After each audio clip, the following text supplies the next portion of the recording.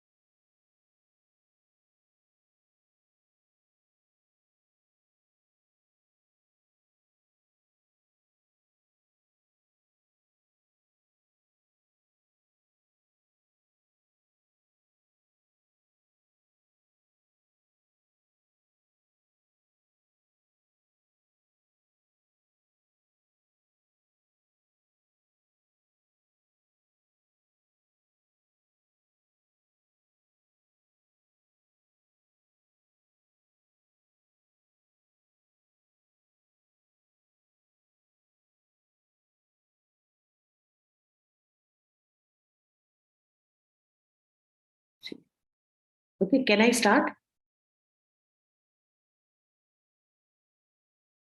Hello? Yes, ma'am. Okay, I can start today. Yes, ma'am. Okay, fine. Okay, so good afternoon to all the students. Today the session is going to be on Web3 technology. So I'm going to talk about that. If you have any question, you can write in the query, chat box, and I can answer that. Be little interactive, students, when I'm taking the session. And if you have any query, please ask. Please raise hand with the raise hand symbol and all. Okay. So just give me a few seconds. I'm just going to share the PowerPoint.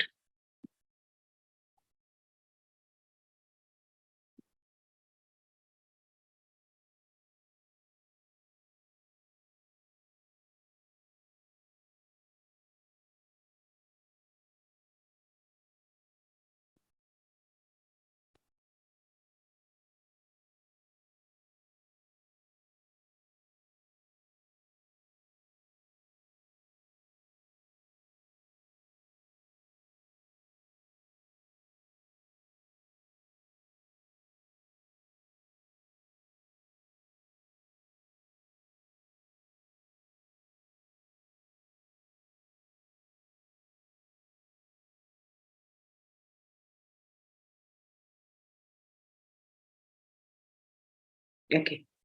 Can you all see the slide? Yes, ma'am. Okay, fine. So now I can start. So I'm going to talk about Web3 technology. When we talk about Web3, what is actually Web3? I'm not talking about Web 3.0. Normally, we have Industry 1.0, Industry 1.0, then we have so many kind of versions like that. But here, I'm talking about not Web 3.0, I'm talking about Web 3. So, what is that? Let us understand that. So, when we talk about Web 3.0, we basically talk about the 1 minute, just a minute. The slide is not coming. Okay, just give me a few seconds, please.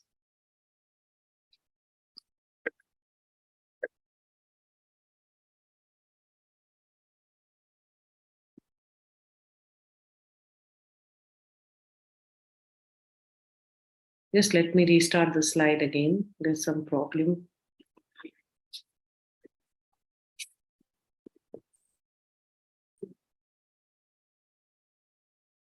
Okay.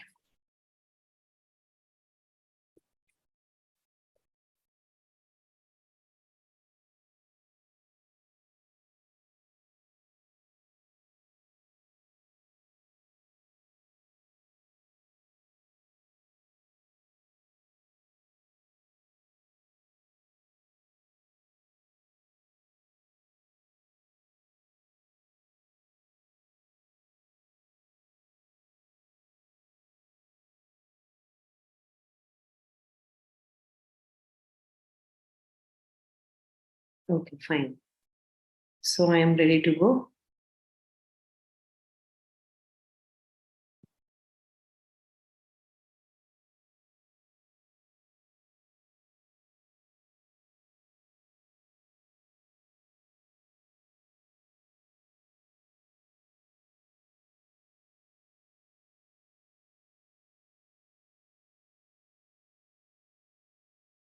Okay.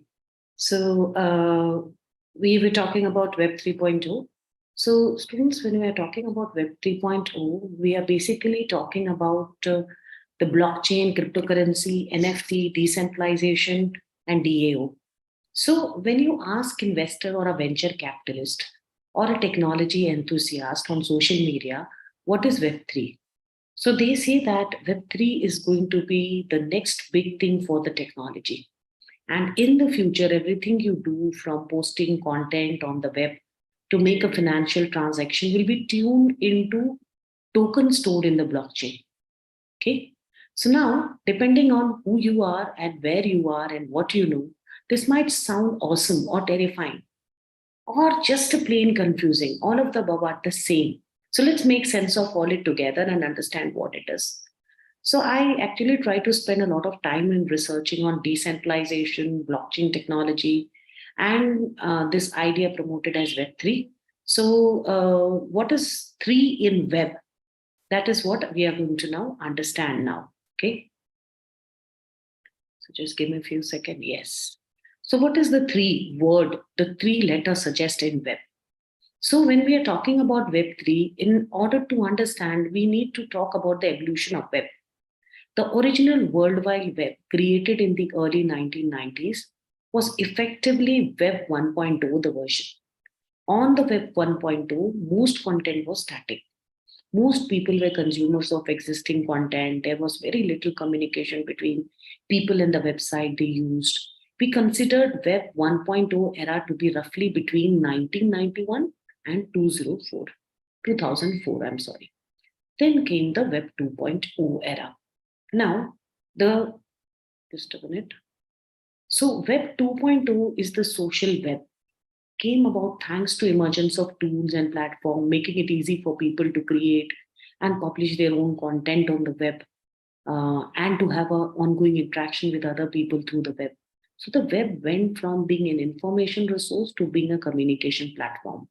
So this revolution started with the message board, blogs, and quickly evolved to the social media platform we have today. So we're still very much in the Web 2.0 era.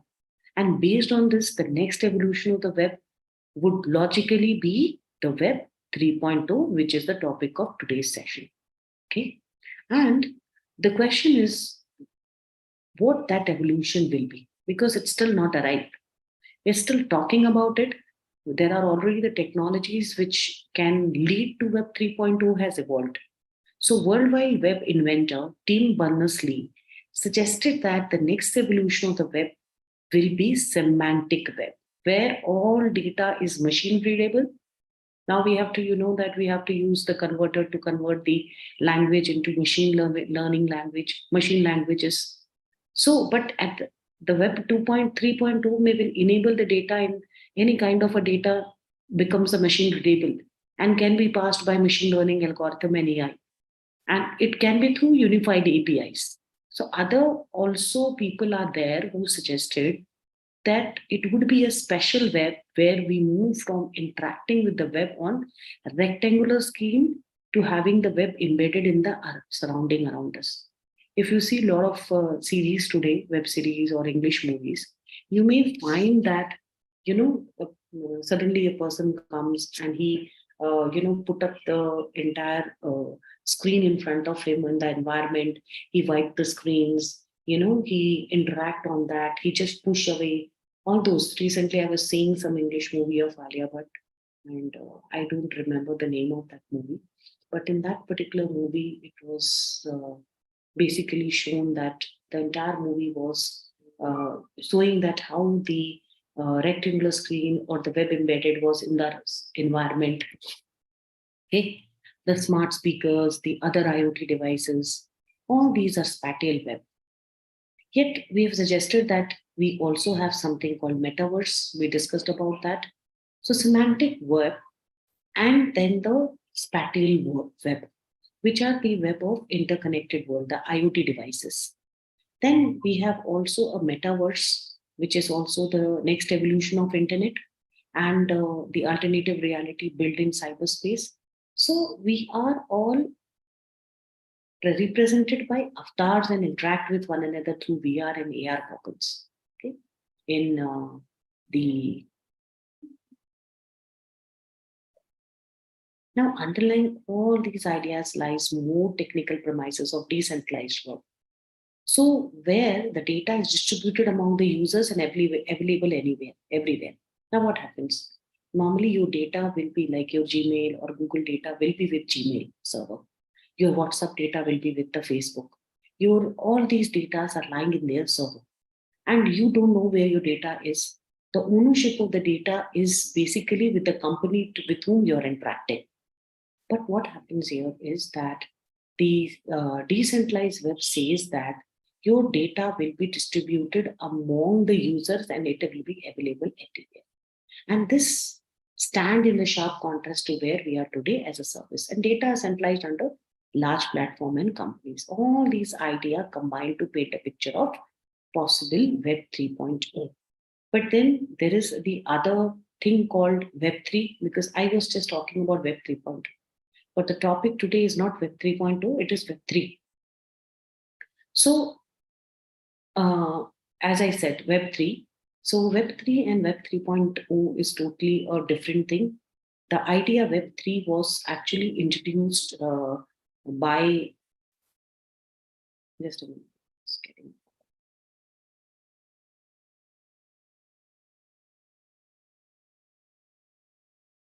Okay.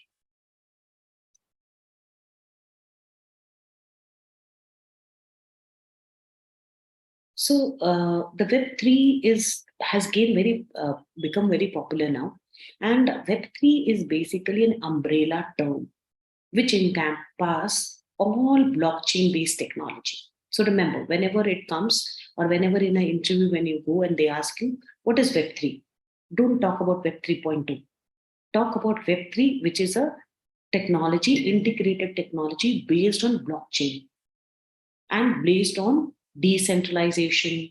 It involves cryptocurrency, decentralized finance, NFT, non-fungible tokens, decentralization organization like DAO, and also it will give you the vision of the future where power and data is taken from centralized corporation and bank and handed to the individual.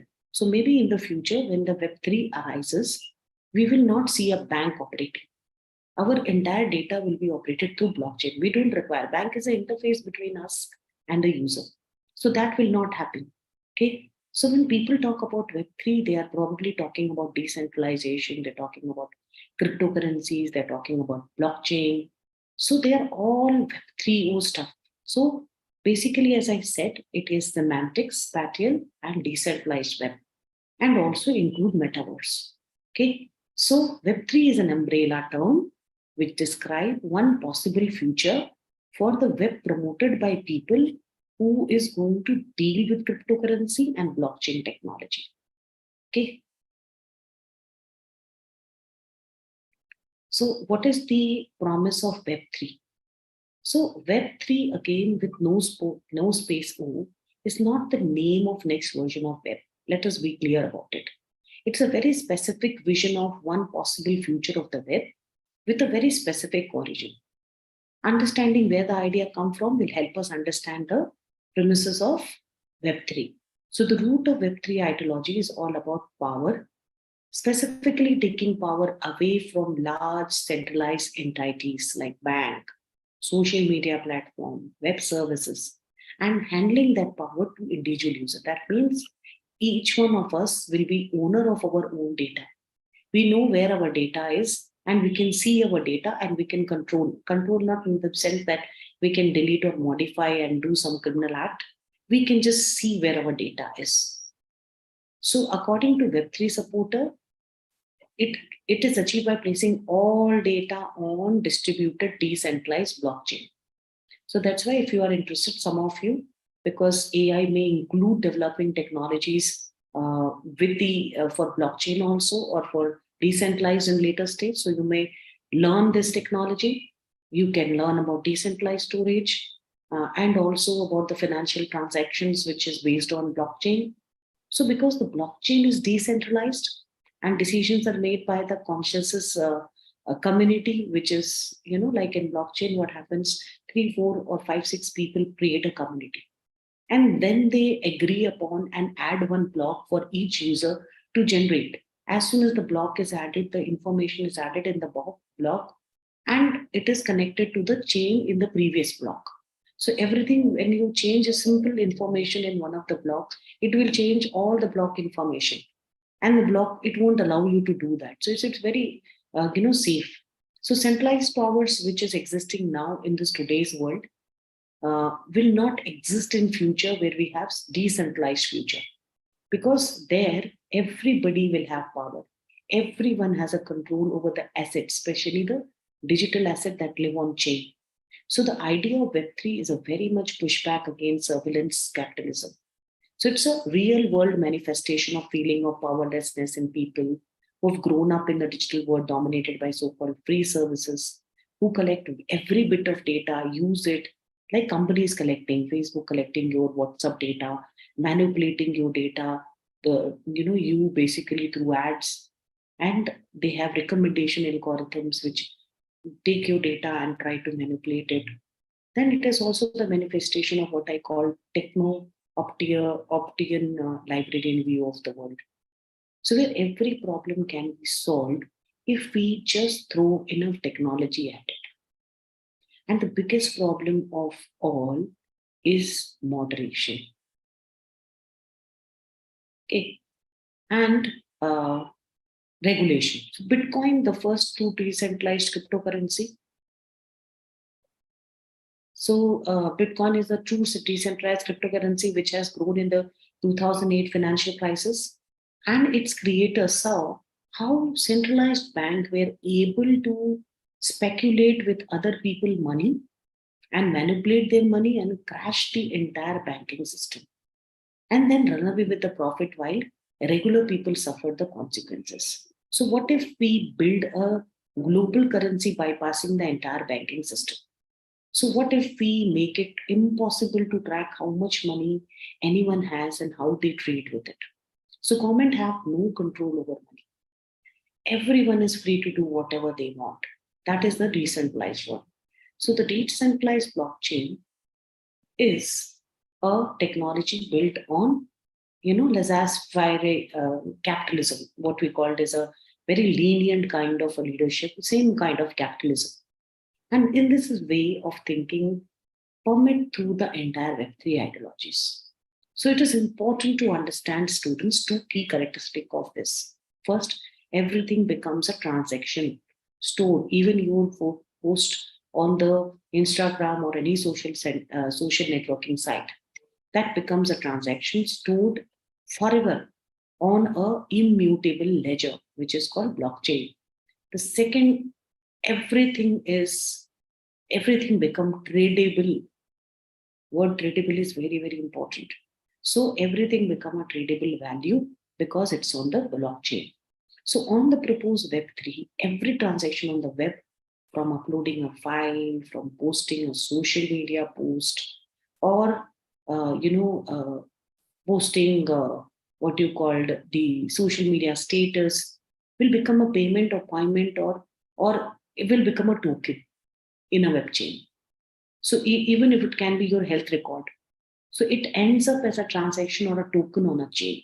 And each transaction and token has a very big potential value. So creating this token takes energy, which is paid in cryptocurrency. So earning cryptocurrency is done by verifying and adding new block to the chain. So entire Web3 ecosystem is centered around, this is what I told you. So entire Web3 technology ecosystem is centered around turning everything into a token, a tradable asset, and assigning a value to that asset. So the promise of Web3 is to re-engineer the entire web ecosystem to build on blockchain technology and make the distributed blockchain the single source of truth for everyone. Whether whatever we do on the web, from social media, post to finance to property deed to medical record. So that is the kind of thing which Web3 is promising. It is promising to take away the power from the $1 billion company and give it in the hand of individual. So you owns your data, whether it's a financial data, personal data, social data, whatever data you have, you own that data and you are aware of what is happening to the data. So I used several words, like one word was decentralization. So let us understand the meaning of decentralization. So the central point of the Web3 is, goal is decentralization. So what is decentralization of the web? Let us understand that. So to make services like simple website enabling real-time chat available to people through the web, the services must live somewhere. So on today's web, what somewhere is typically a web host or cloud host. Okay. So the host become a single source of truth or a website. For example, the chat app. where everybody interact with through the host. In your WhatsApp group, you have one host. You may so this is a centralization of services. The service is located on central location. Centralization is easy and effective because we are dealing with a single source of truth. It is also problematic because it makes a service reliant on single point of future. Centralized control over data is valuable nowadays on the centralized web because what we are looking at is it's a centralized host. So if what happens if the centralized host goes down, the entire service goes down as well. So this is a problem with the centralized services. So on a centralized web, the larger centralized platform like social media, owns and control the content and interaction among the services. That means that they can apply content moderation. They can refuse service to even as refuse service to even Donald Trump. They can block access to your thing based on your location, on your previous history of the interaction. So they are controlling how do you interact, how do you communicate with each other. So the decentralization is aiming to solve this issue more by distribution data between all the users of the platform. So there are many ways of doing this. There are two examples of this. One is called the federated, and the other one is called the absolute decentralization. So the federated system is the system where multiple different autonomous and independent data sources or database are mapped together to operate as one cohesive unit. Okay, so you have multiple data system, and all these database are mapped together to become a one cohesive unit. For example, instead of your host on social media site sitting on a centralized node, they may sit on a hosted service you choose. So you can choose where your data can sit, and they in the network of the host. Okay, and then it can be federated or combined with other posts from the other service to appear as one. So maybe either Instagram, Facebook is one only. So Instagram, Facebook, Twitter, then your WhatsApp is also one. Then again, your other kind of a system will all become one. Okay. So the data does not live in one central location. Each individual user has control over their own data and wherever it is hosted.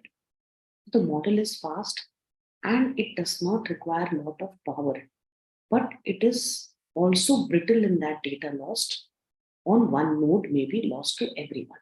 So in an absolute decentralized system, full copy of the data is distributed to all participants. So when a new participant wants to access the data, they can pull it from whichever source is closest to them. So the model can be fast and require a lot of computing power. So because every update has to be distributed to every node. So that is a decentralized. In return, we get a data. Losing one node doesn't matter because the copy of the entire data exists everywhere. So in both this model, federated and absolute decentralized, no centralized authority owns the data and controls the access.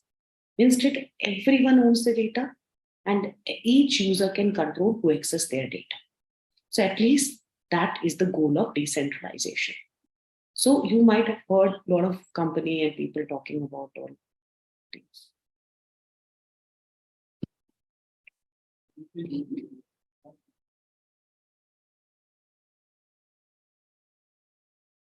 So if you hear about the decentralization, making the board corporation and platform and bank, this is what they are talking about. So remove the middleman and central source of truth.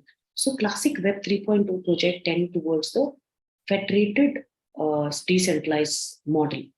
Blockchain-based Web3 is decentralized, focused mostly on absolute decentralized model.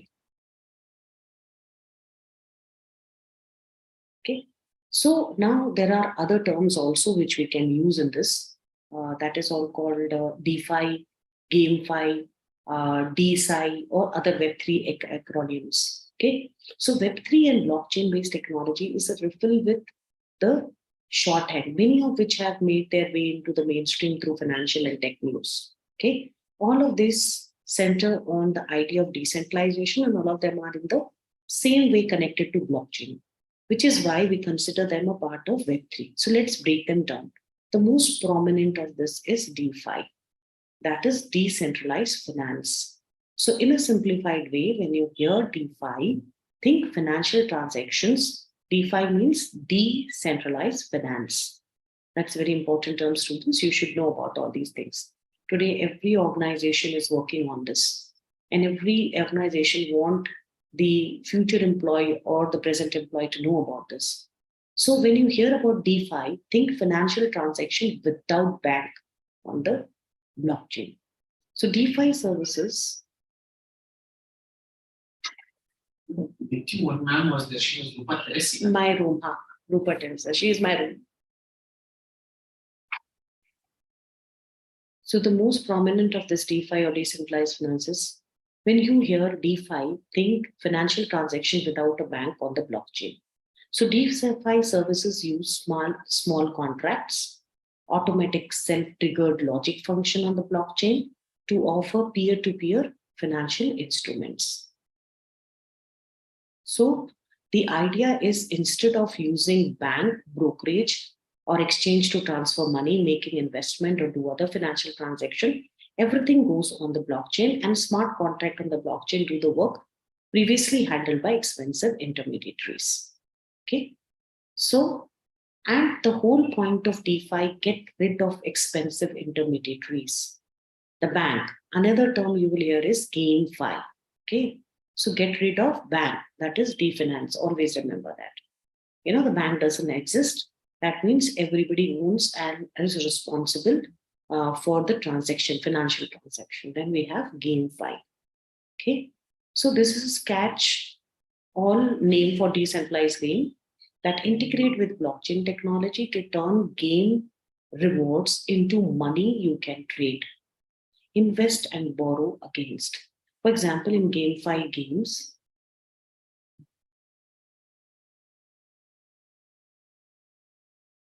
you can get in a GameFi games, what happens? You can get paid in cryptocurrency for winning battles, growing vegetables, renting out your land, so other you can mine it for minerals. So imagine being able to trade the reward in a game you're playing on your phone or a game console for a digital currency. You know, imagine being able to trade the reward. So you can either buy other things within the game or invest outside the game or even buy things in real world with your game winning. So the GameFi in nutshell, there are several GameFi services which thriving ecosystem already running on the structure. So there are people who have made playing these game into full-time paid job. So third acronyms you likely hear more is D Science. Okay. So this is D Science I'm talking about. So D Science Foundation also is called decentralized science. Whenever you say DE, it means decentralized. SISCI, everybody can make out it is science. So Web3 technologies such as decentralized storage, smart contract, and decentralized organization, DAO, enable new possibility for how science is incentivized, evaluated, financed, and shared with the world. So these emerging new technologies have the potential to contribute to the scientific ecosystem that is more verifiable, more open, more fairer, and of high quality. So in a basic term, put science in the blockchain. This still meaning more. That means all the scientists can come. It's like crowdsourcing, and all of them investing their idea, and everybody is the owner of that idea. So their ideas become a block, which is accepted by the other people in the network, and that's how the integrated and the collaborative scientific, inventions are going to happen. Okay, so I'm just going to show you, video. So I have to reduce the voice because I am in the office now, and I'm so sorry because there's a lot of crowd over here. Though you can't hear it, but still I can't play in a not loud noise. Okay, stop playing. I don't know what happened. Okay, let's see if it plays. Okay.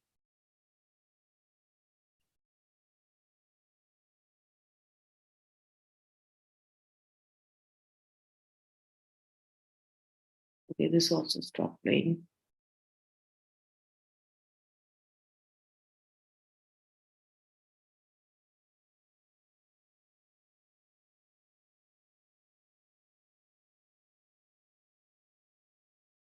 So what is DApp?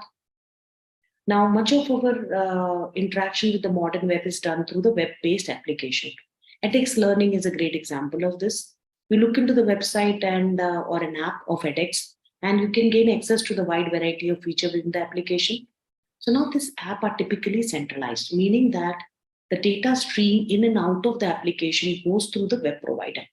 On Web3, where decentralization is the name of the game, this is a type of application which becomes a decentralized app, more commonly referred to as DApp, decentralized app. So DApps comprise smart contract on the decentralized blockchain. Think of this at the API level and the front end user interface, back data. So when you interact with the DApp, you're accessing the front end interface and the interface that communicate with the smart contract on the blockchain. The smart contract operate as de facto API for the blockchain and for decentralized storage and control, how you work with the data on blockchain and in the storage. So combine the DApp makes a rather complex operation of doing things on the blockchain and in decentralized storage. So DApp is a user-friendly interface for the blockchain and for decentralized storage, nothing less. So DApp, to be truly considered a DApp, certain condition must be met. First, it must be decentralized. And this is achieved by placing the same contract on the blockchain and the front end and the data stored on decentralized store. Second, it must determine meaning that the app perform the same function no matter what environment it is executed in. Okay. Another 15 minutes, students, I will take this session, then I have to go, I have a meeting. So so this is what it is, students, okay? So I'm just going to go to the, example one rather than talking, yeah. So what is a decentralized storage? So Web3, as I told you, is a technology based on blockchain. So blockchain can't store most of the information on web. In fact, storing anything beyond class basic transaction information on the blockchain is both slow and expensive. To address this problem, Web3 need to centralize storage and connect that storage to the blockchain. Now, we already have a system that work here, peer-to-peer file sharing. And this has been around from 1990 and early 2000s. So you may remember peer-to-peer technology being, which was used to share music and video files. The technology being evolved now as it is known as BitTorrent, which is a decentralized storage in all but name. So if I want, I can share a file on a network and someone else download that file and also share it. Then other people download and share the file. Soon the file persists in the decentralized network, even if I turn my computer off. It's like cloud. So decentralized web storage is a further evolution of this idea. And IPFS, the interplanetary file system, is one of the most built out and operational version of this idea. So here's how IPFS work. When a file is stored in IPFS, it is packaged in IPFS object, each containing 256 kilobytes of data.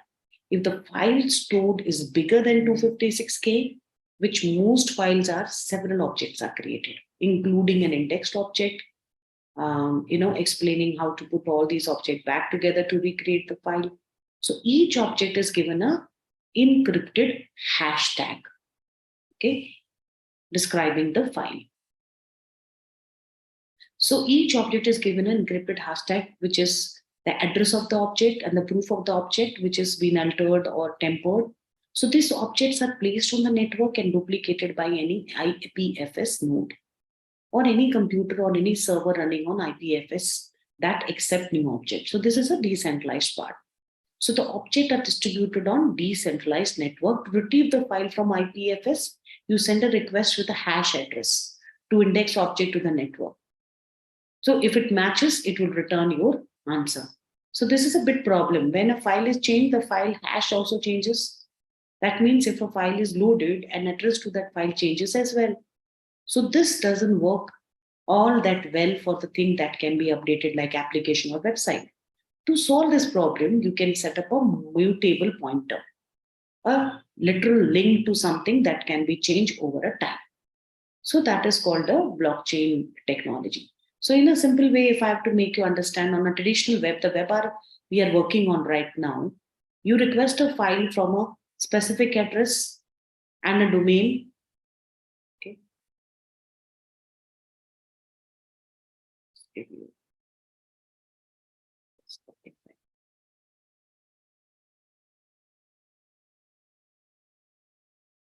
Yeah.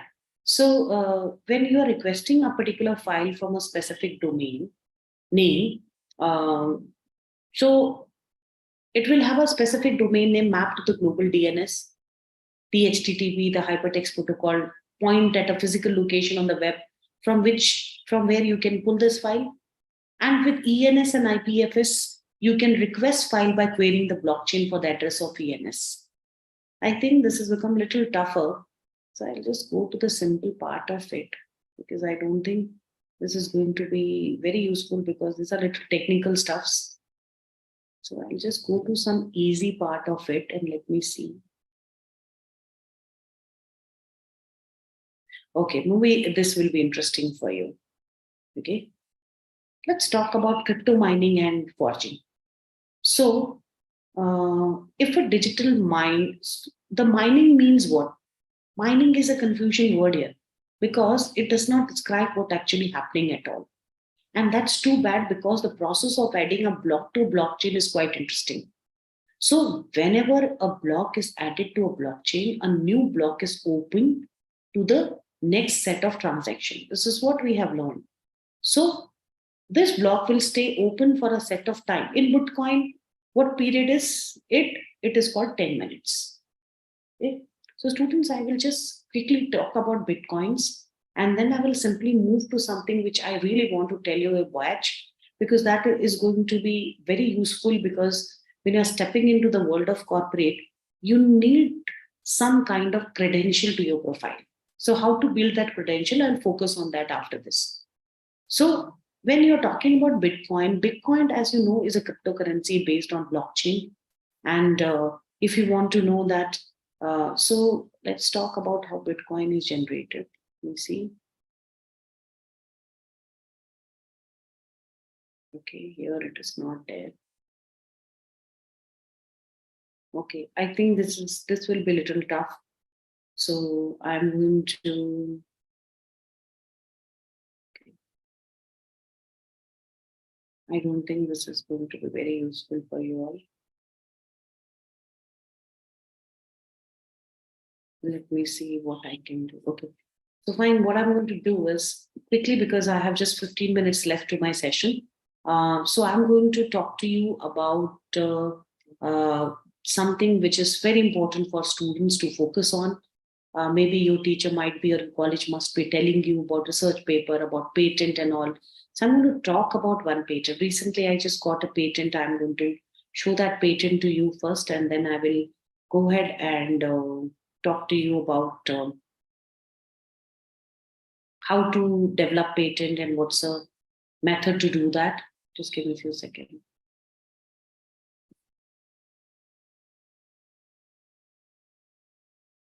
Okay. Just give me a few seconds.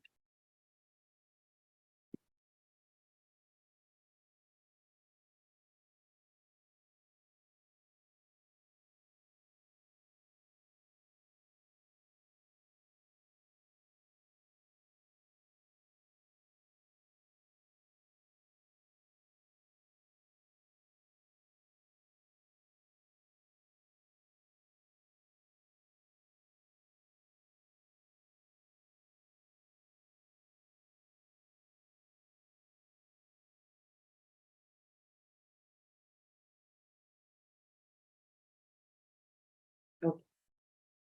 So I'll just show you recently, 5th September, I got this patent of which is also called design patent. I'm going to show you that. And then I'm going to talk about this because I feel that as a student, you should actually go ahead with this so that you don't have to do a job which you don't like. Okay, so you can see that. So I got this design patent, and I have done with few professors from Chandigarh University, and we obtained this design patent on network security device, and it has come on 5th September, and this is a certificate from the patent. So now, how to get that? How to go ahead with the patent thing? So this is what I'm going to talk to you, because as a student, you should also know that how important it is. As a technologist, you're also a scientist technologist. So you people have to know that how do you create a brand out of yourself, and this can come only, students, when you basically focus on something called patentship. Okay, so let me open the file and talk to you about that. Because in the last batch, they asked me about, ma'am, how do we obtain patent? Because when you have patent in your name, you don't have to rely on a regular job. You can do a freelancing. You have a lot of values, and that particular values will double if you keep on, working for it. Even if you're a professional also, I have few friends in IT. I have only two patents in my name, but I have few friends in corporate world who have 14 to 15 patents. I have one friend who has 14 patent on computer vision. He is working as a heading the artificial intelligence department in Cognizant. So I'm going to talk about that, because as a teacher, it is must that I must tell you about, not about the knowledge, because knowledge you can always build up on your own also. That's not so difficult in this today's world. But what is important is right kind of information.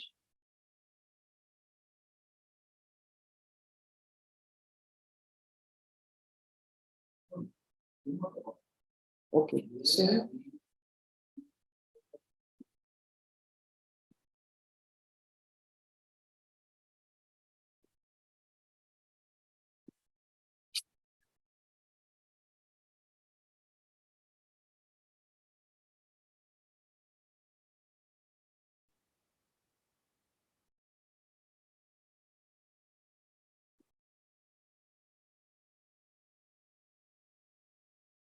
okay,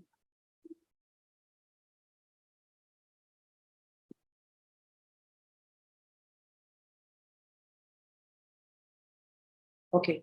So I'm going to talk about the patent procedure. It's very simple. Just you have to find out, you have to know that if you have a new idea, all of you may have a new business idea, you may have a new idea about a product, you may develop a new kind of a design also. So little information about that is very good at your stage of life, so that you can go ahead and you can apply for a patent, you can obtain a patent, and you can develop a patent and you become a brand itself. Then the sky is not a limit for you. So let's spread our wing and fly for a right kind of direction. So there are several type of intellectual. Let us understand a little bit about that. There are several type of intellectual property in different body of law that protect the intellectual property. So if you have a brand name, you use trademark law. You should understand that. Okay. Okay. So what is a patent procedure? We're going to understand. Patent means protecting an invention and idea for a certain number of years. It depends. If it's a product patent, it will go for 20 years. And you can earn from it. Okay, I'll give you some example of some companies who have earned patent and earning a lot out of this.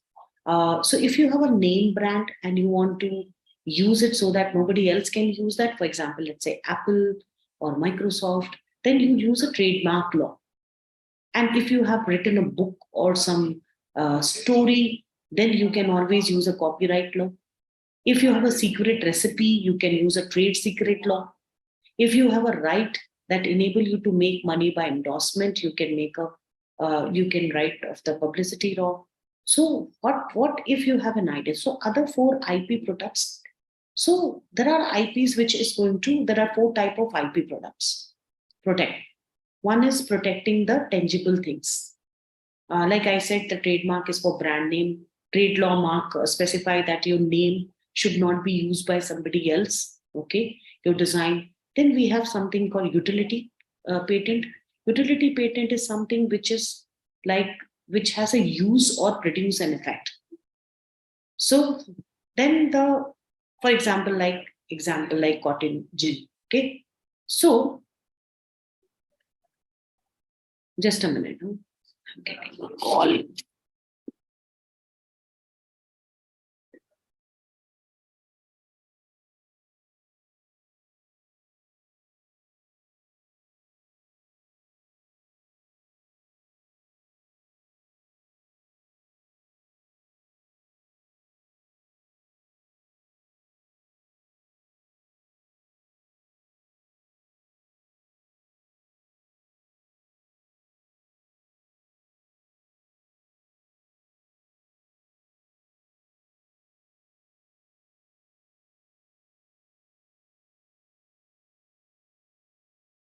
So what we are doing is patent law protects idea by granting a monopoly on that idea for 20 years. So let me talk about the kind of idea which is protectable under patent law. So in order to be patentable, the idea must have three, features. And what are those three features? This, it should have a utility. It should be novel. Novel means totally new to the world, and it should not be non-obvious. So let me explain each of this. First, utility. An idea need to be useful. Utility is best described that when it has a use. An invention is useful if it produces an effect. A machine which will not operate to perform an intended purpose is not called as useful. So in 1790s, it was very difficult to. So I was giving you this example. So in 1790s, like so 200, 300 years back, it was very difficult for people to separate cotton and seed embedded in the cotton. So Ellie Whitney invented a cotton gin and obtained the first patent for the device that could separate the seed out of the cotton. So manually it was difficult, you can't do it. So he made a machine which can do that for you. So if the invention does something useful, you're claiming that as the basis for your patent, then your idea will have utility. But if your idea has utility, but the thing it does is not what you're claiming, then it will not be patentable. You may say, for example, in this machine that this is going to remove the seed from the cotton, but it does not do that. It does something else. It make the cotton into some thread or some combine the cotton into one important ball. Then your idea is not patentable. Maybe it is useful to do something, but what you're claiming, it is not doing that. The useful thing, what it does, what you're claiming, it should do that. That is called having a utility. So an invention must be novel. Novel means totally new. Okay. When it is totally new, then only it is patentable. So an invention is novel if it is not, if nothing identical existing. So novelty means no one has ever done it before you're doing it. So sometimes when you have that stroke of genius, it turns out that someone has already invented that everything's same thing. One friend of mine called me and asked me about patenting a new idea, and he had been going, he was basically a golfer. He used to play golf, and he was very expert in that. So he had a back injury, and which made him very hard to pick up the ball from the cup. So he can't still golf. He has the expertise that is not gone. But whenever he used to bend and pick up the ball, he will not be able to do that because he used to get pain. So he thought of an idea to have a set of prong that could be plugged into end of the putter and then used to pick up the ball from the cup. So when he did that, I asked him to search for the, what you call for a patent database. Because when you want to patent, you have to go to the patent database and search that whether that idea is already being patented or not. Maybe you feel that it is not available in your market, in your area, so that means it is not patentable. So he asked me to do that because I had an idea. I searched for an hour and he called me back and he said that, and I told him that there was a patent issued on exact same thing, on the drawing. that were almost identical to what he has come up with. So for him, the idea was not novel, but it had been done before. So it was not a novel. He cannot obtain a patent for that idea. So it's not very difficult to overcome the novelty requirement. This is because there are so many creative solutions to so many problems that most people will solve. So when you want to patent an idea, look about around yourself. I always tell the students, look at your surrounding, see what's the problem existing. Can you use your expertise or the knowledge to develop a solution for that, which is not existing?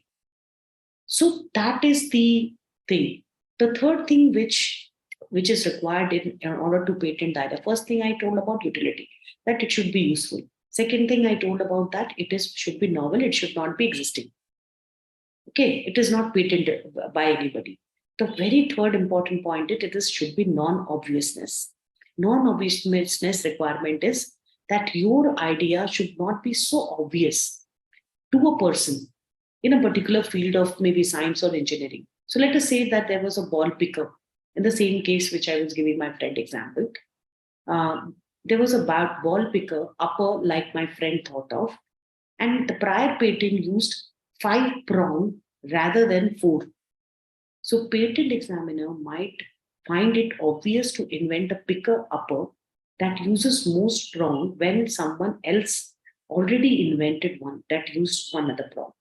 So if the patent examiner felt this way, then he or she will issue the rejection based on the fact that the invention is obvious, that it is obvious that you can use a cup and you can say, okay, I will use a cup, put it on the and stick it on a stick, and then I will uplift.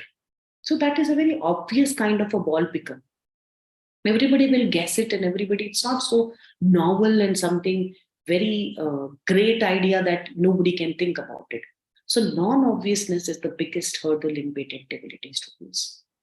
So it is very easy to invent something novel, meaning no one has done the exact thing, but inventing something which is not obvious is something more challenging.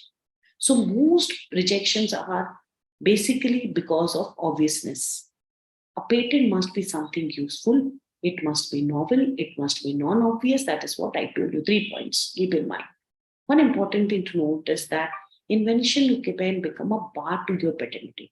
Let me explain. Let's say that you invent something. You spend years showing people, maybe even selling a product that may integrate your invention or use your invention.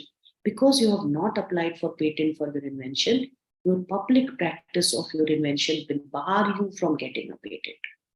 So before you commercialize it, get a patent. In other words, you can barred by your own disclosure. Because when you start commercializing it and start selling that product, people start using it, it becomes very obvious. And then because you've already disclosed, so you should not disclose it before getting a patent. Okay, that means it should have a censor or a point of confidentiality.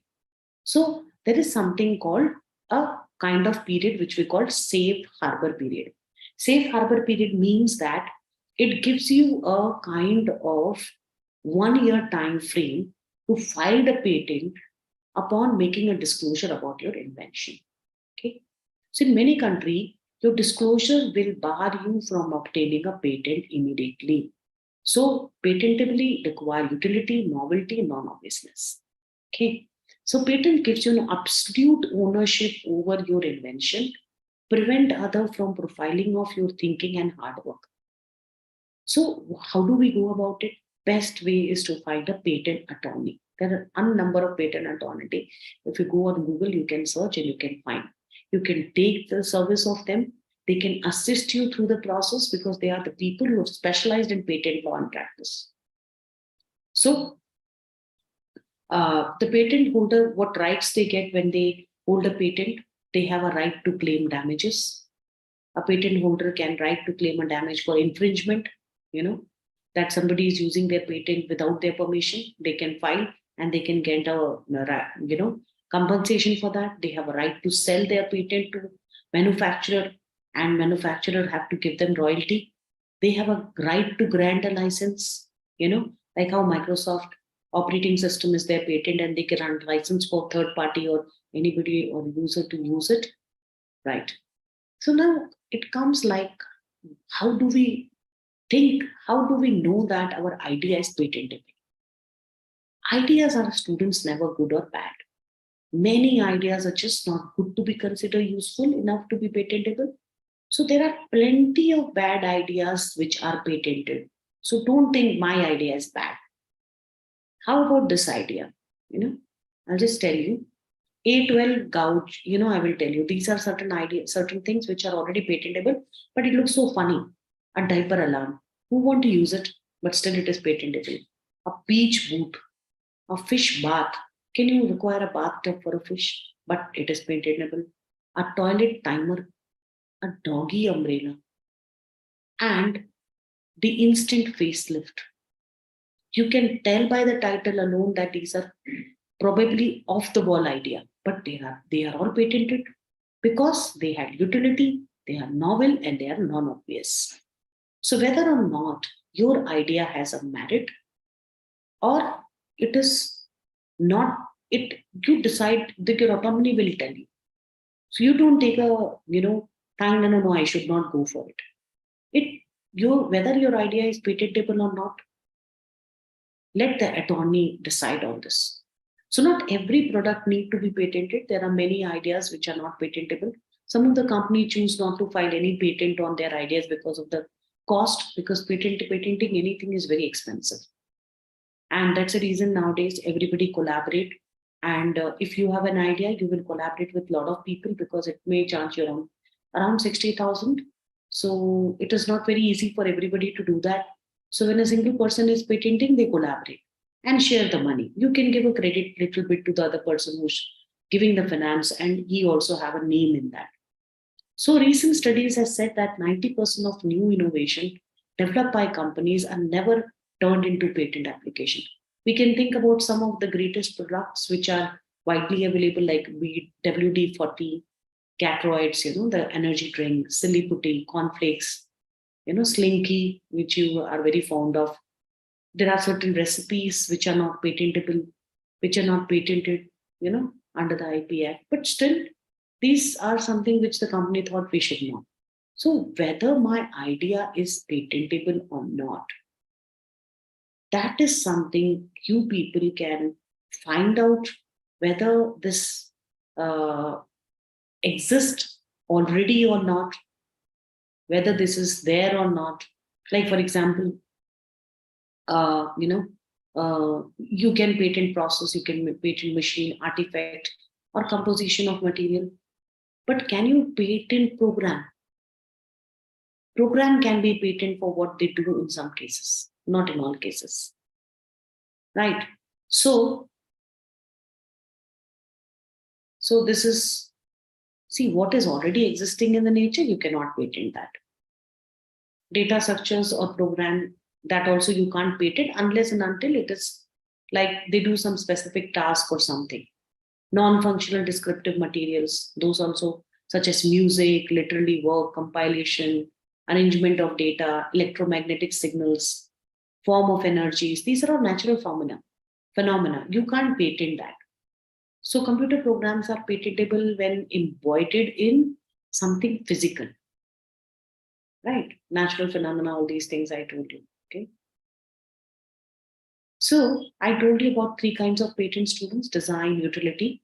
Okay. So utility patent is discussed as one of the most popular one among all the other. So we have also design patent and plan patent. Design patent, I'll talk about it later. I got a patent in design only. So utility patent is very useful. It should be again novel and non-obvious. And you should not have disclosed it publicly for more than a year, okay, before filing a patent. So there are a few type of things that could be patentable, like biological inventions, you know, then the chemical formulas, processes, computer hardware, and peripheral computer software, electric circuits, game machine, mechanical invention, medical device, drug musical instruments. Amazon.com is known for obtaining a utility patent for its one-click method. This one. And You remember that you have to log in into your account in Amazon few years back in your early days of Amazon, and you could make a purchase with one click rather than going through the normal checkout routine. And this they have patented. This is a process. And let's also talk about some more patent like iPhone. So when you swipe to unlock your phone, you are using actually one of the Apple's patent for method of unlocking the portable electronic device using a gesture. Visron is also one of the patent for the composition of the drug Viagra. Then 3M post-it note, which you are mostly using it. That is also a patent. Velcro was originally a patent. In most of the innovation that have changed our world over the last few decades, or the product with the product are patent. So can you file your own patent? Unlike copyright and trademark. So filing a utility patent is not easy without an attorney, as I said. But most of the people, they hire an attorney to file a patent application.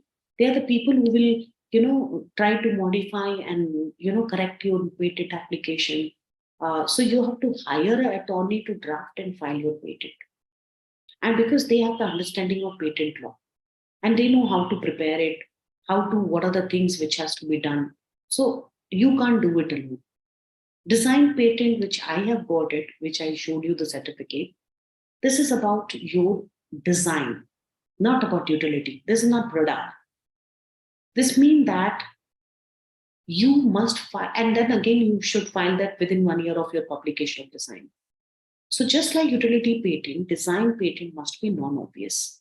Design patent must not be obvious in light of prior art, unlike utility payment.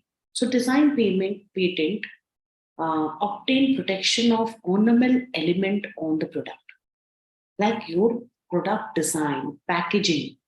Okay, the DuPont lead label tea, they have patent that not the red color but the design on it. Coca-Cola shape of the bottle has they have patent that shape. Okay, later on they have sold it to several companies, but mostly they have patented. Design patent can be obtained for ornamental features which are visible when the product is in use. So the goal is to protect the aesthetic design around the thing, not the functional aspect. Okay. So design patent again, when I say design patent, you can obtain you can design a machine design. You can create a design of a machine, uh, something which is not functional. So design does have an influence on many aesthetic look of the devices. So many company, like even Apple does that before inventing the iPad and all, or coming up with the iPad innovation, not inventing. They asked certain artists to create the design, how it will look. Even for mobile phone also it happens. They ask them to create the design, the color of the iPhone. It should be unique so that people get attracted. So design patent is subject to again the same process of examination by the US patent or Indian patent and trademark office. Design patent will have a term of 14 years, whereas the utility will have a term of 20 years. Okay, utility has a term of 20 years and design has a term of 14 years. So there are many things that can be patented as design, including clothing, accessories, design, jewelry, furnitures, beverage, container, textile. Remember, the patent only protect the design aspect, not the functional aspect, unlike the utility patent, which protect the functional aspect. So some example of design patent, in 1942, George Bruce was granted the first design patent in US. The design patent was for the new font, this particular italic kind of a font. The design patent was in 1879, Frederick Batterley was awarded a design patent number D11023 for the Statue of Liberty. Apple also claimed a fairly basic shape for its iPad products. They have also claimed a patent for this. So there was actually a debate when Apple iPad shape was actually not novel and unobvious. It was very obvious rectangular shape. There was nothing very non-obvious about it. You can see from the image, is it possible to obtain a design on something which is very simple and very obvious? But design patent sometime, if nobody has done it and it is non-obvious, sometime it will give you the patent to prevent counterfeiting. So if you have a product, for example, a unique spatula, okay, so you can design anything. You can design a utensils also. So sample patent drawing and claiming.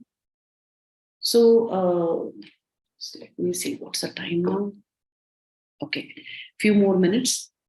Now, if the patent is made in India, what do? It requires first file to apply. You have to file the patentship in India and obtain the permission to the file elsewhere.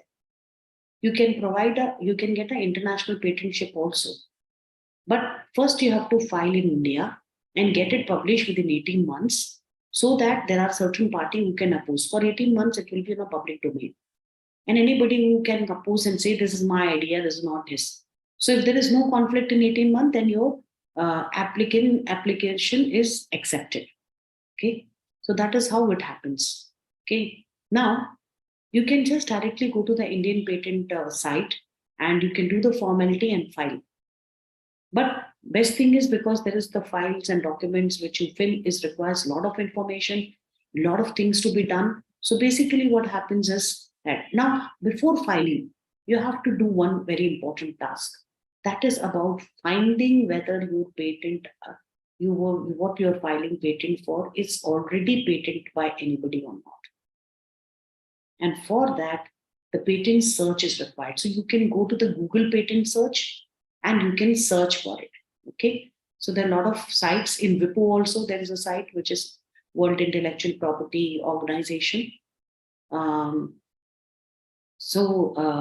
The step for filing is filing of the patent application in the patent office, which you can do. You can do e-filing nowadays. You don't require. In India, there are 4 Indian patent offices. One is located in Delhi, one in Kolkata, one in Mumbai, and one is in Chennai. And this organization will give you the facility to get compatible patent. So conditions and all, everything is same. Process is all same everywhere.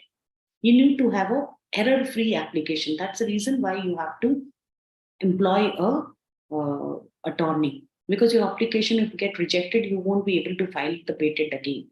For the patent registration, application should contain certain information. For example, your name, nationality, type of application, address of the applicant, inventor, other kind of details. Then understand the process of patent registration. There are 2 kinds of patent application. One is provisional, which is temporary patent application, and the second one is complete patent application.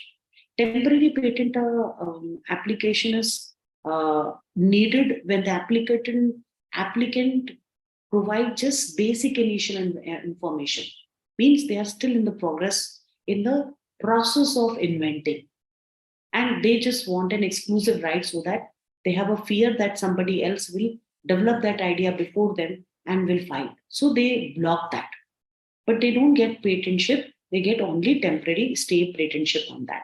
Complete patent application is when you have the entire product or whatever you are filing patent for is developed and it is ready for patentship. You have a detailed field background, you have a detailed description, you have a drawing, you have claim what you are making. So initially, you file for a provisional patent application and complete patent application within 12 months after that. The second step is publication of the filed patent application by patent office. So according to the patent law, post-patent registration, the patent application is already published after 18 months of filing. So it takes time. And the application will be available in the Indian parent office. So automatic process does not require any request. So third process is filing a request for examination in patent office. For patent registration, the examination of patent application is not automatic. It needs examination which is done after receiving a request for examination. Firstly, the patent applicant can file for the examination of patent application. Secondly, upon receipt of such request, patent application examiner perform the task of examining this thing. And the last step is patent registration or grant. Once the patent application is formalities are done, it has been examined and approved, or if it is rejected, then it is gone. But if it is done, the patent registration is granted. A certificate comes, which I've shown you, for 20 years. And sometimes the term and condition will also come with that. Okay. So that is one thing which you people have to do. I already told you about provisional and non-provisional. So what are the documents you require, students? Just a minute. Okay, another 5 minutes I have to go. Okay. So the documents which you require is Form 1, which is the application of patent registration in prescribed Form 1. And then you require the Form 2 for specification and provisional specification of details of your product. Then you also require a Form 3, where you have a statement and undertaking on the behalf. Suppose there are 3, 4 inventors, all of them will undertake and say that we don't have any objection of, or we collaborate and come together to do this. Then there is a Form 5 for declaration as an inventorship must be submitted. Then Form 26, which is for registration. Then Form official fees also is there. Official fees is really very, very high. So that's the reason, as I said, people can combine and come together. So if your college or some university basically have a process to give free registration of patent to the students. And like my university has that, we have a patent office and we ask the student and encourage them to come out with patent idea. When they come out with the patent idea, along with the teacher, they group together, work on it, examine it. Then there's a patent office, they present their idea to them.